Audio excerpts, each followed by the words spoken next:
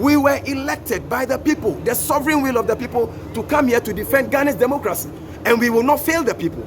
If we fail in this chamber to defend the majority that the NDC has attained, then we have failed to uphold the sanctity of our democracy. So you are a lawyer at the bar, also working in the parliament. Now, we have seen issues coming up where one of you, actually two of you, Afenyor was in court earlier, and then as of 3 days today, the Afenyor court have also gone to court, also suing the speaker based on the ruling. Now, tell us, what is it? What the import of the speaker's submission yesterday? Is it the case that his decision or his ruling stand as we speak? Well, the speaker is the speaker of the house. And when a speaker takes a decision or the speaker makes an announcement in the house, that is what the house works with. You know, there is a reason why in a democracy we have separation of powers. And in the exercise, or in every democratic society, in the exercise of that separation of powers, every organ of state has its leader. That helps in the administration of that organ of state. When you go to the judiciary, you have the Chief Justice. You go to the executive, you have the President. When you come to Parliament, it is the Speaker who is the leader of the House. And we work with the directives and then the standing orders of the House, and of course the Constitution of Ghana. And so the reasons for which we have this separation of powers is the way our Constitution has been made. And our Constitution states very clear that the Constitution of Ghana shall be the supreme law of Ghana, and any other law that is inconsistent with the Constitution, to the extent of inconsistency, shall be null and void. What it means is that even if the Supreme Court makes an order which is inconsistent with the Constitution must prevail. That is what the Speaker talked about yesterday when he talks about the supremacy of the Constitution. I'm saying that the Constitution is the supreme law of Ghana. Okay. Any individual that would use any machination, as it were, to undermine the Constitution, to undermine our democracy, and to undermine the institution of Parliament, every citizen has a duty to oppose that. Every citizen has a duty to defend the Constitution. And that is exactly what we'll be doing in this chamber, because we will not allow, you see, without Parliament, we don't have a democracy. That is why anytime if a military leader takes over a country, they will tell you that Parliament is hereby dissolved. Because when you don't have Parliament, you don't have a democracy. So the only institution that preserves the sanctity of our democracy is Parliament. Dissolve Parliament, spoil Parliament, undermine Parliament, then you don't have a democracy. So if indeed Ghana believes in democracy, if all Ghanaians believe in this democracy, if we believe in our constitutional democracy, in fact, the Supreme Court and the other organs of state, they only take legitimacy out of our democracy because of Parliament. It is only because Parliament is here to scrutinize budgets, to make sure that money is available to the judiciary, money is available to the police, money is available to the military, money is available for the various state agencies to work, that the agencies get money to work. So you undermine Parliament, it means that you are undermining the very democracy that we have. Unfortunately, this is what is happening. And unfortunately, the executive is craftily using the Supreme Court to do that. And that is wrong. And in this chamber, we will not allow that. You have not seen them doing that. It's just an allegation, so to say. My brother, it's not just an allegation. It's not just an allegation. All the processes that have gone on so far, why would there be multiplicity of suits against the Speaker? The Speaker is the leader of this House. I mean, is it the Speaker's fault that some members of Parliament choose to now go independent so they can vacate their seat? Is it the Speaker's fault? Did the Speaker ask them to come to Parliament on one particular party's ticket and then decide to either cross carpet and then move out?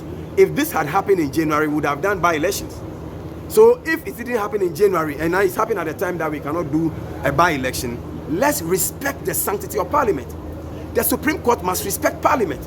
The executive must respect Parliament. The people of Ghana must respect Parliament. This is the chamber of the people.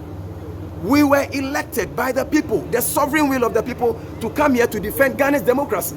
And we will not fail the people. If we fail in this chamber to defend the majority that the NDC has attained, then we have failed to uphold the sanctity of our democracy. And that is what we will not allow. Thank you very much, George. That's the MP so for the Madina. concern is that you're a constitutional republic who are allegiance to the Constitution. The Supreme Court has that vested authority to ensure that some of the decisions that are in the interest of the country is affirmed. So, following the ruling which stated the execution of the Speaker's orders, as a caucus, are you not minded to obey the rulings of the Supreme Court? In the first place, there was no ruling by the Speaker. So there's nothing to be stated. As far as this chamber is concerned, there's nothing to be stated. You know how this chamber works?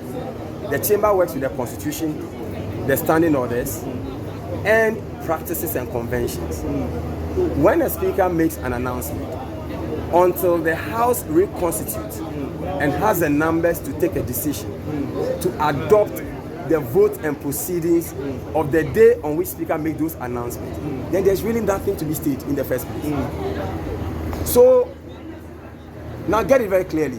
In a constitutional democracy, the Supreme Court is also subject to the Constitution. If the Supreme Court makes an order which is absurd, or an order which undermines the Constitution, or makes an order which undermines our democracy, which undermines the Parliament of Ghana, the Parliament of Ghana will have a duty not to obey that order. Because obeying that order would mean that we are destroying our democracy. Remember that if you don't have Parliament, you don't have democracy. Once you don't have Parliament, you don't have democracy. So let us not be taking these things lightly. So Parliament must not allow itself to be interfered with by any institution, and not even the judiciary will interfere with the work of Parliament. As the judiciary is there, if Parliament does not approve budget for judicial service work for next year, they don't have a budget. We know that they don't have a budget. If Parliament does not approve money for operations of the various organs of state, you don't have a budget. In fact, the whole nation can come to a halt by 31st of this year if Parliament does not convene to approve estimates, budgets, appropriations for the nation. We know that. But we will not allow this sovereign authority that has been vested in by the Constitution to be taken away by a Supreme Court. We won't allow that. We know the NPP side of the House recalled Parliament on your standing orders 53. But as of now, we've not cited any of them in Parliament yet. Should they not show up in Parliament, what will be the position of the NDC caucus? What will be the position? Already, we're all very busy doing our campaigns before we're basically summoned to come. I saw you pushing the truck. Yes, pushing truck, trying to do Agbelimo and all that because you stopped I have to stop. You see, I have to stop all my ghetto boys. I've left them alone there. Like by now, I should be there with them. But we have to stop and come here because of what? Because we love Ghana and we want to do the work of Ghana. I think that the now minority side are not doing themselves any good. It is not their fault that people decided to be in Parliament on their ticket and now no more on their ticket. So they should eat their humble pie and just engage. Because we are willing to do government business anyway. Look, from January till now, it is the NDC that does the government business. Because anytime we come to this house, we are always in the majority anyway. We are a working majority in this house, any day. In fact, on the day that they walked out, NDC was more than 120. They were just about some 45 or so. Today, as they have reconvened, look at our side, we are over 100. I doubt we will get about 30 or 40 NPP MPs here today. So why are they just tickling themselves and trying to lie to the whole nation? And unfortunately, they want to now mislead the Supreme Court into this one. I think that, look, the Supreme Court got to be very careful. But I think that they are being misled. You see, the Supreme Court will act on the information that is before it. I think that the Supreme Court made all those orders because they were misled. They were giving false information. For example, the Speaker took a decision when the Speaker didn't take any decision. That the Speaker made some orders, Speaker made no order. In fact, even the day's proceedings is yet to be adopted. So what is the Supreme Court saying? Honorable, thank you for your time. Bless you. So, David. The first announcement is that Parliament is hereby dissolved. Because they will need Parliament. Then you don't have a democracy.